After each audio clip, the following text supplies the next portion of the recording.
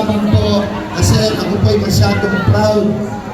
Masyado po akong proud at nagpapasalamat sa inyo sa pagmamahal nyo sa best friend ko. Ginawa nyong #1 senator! Maraming salamat po.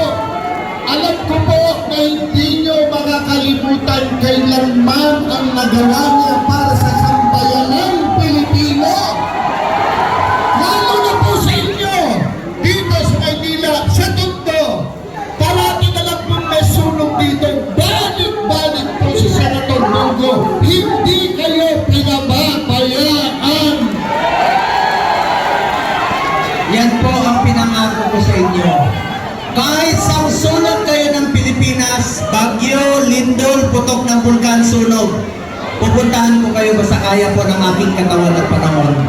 Gusto kong magserbisyo sa inyo. Gusto kong ilapit ang serbisyo sa ating mga kababayang Pilipino.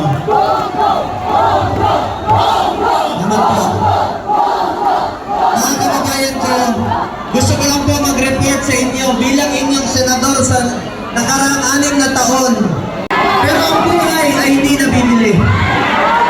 A lost life is a lost life forever. Importante, buhay tayo, magtulungan tayo, at huwag ko kayo mawala ng pag-asa.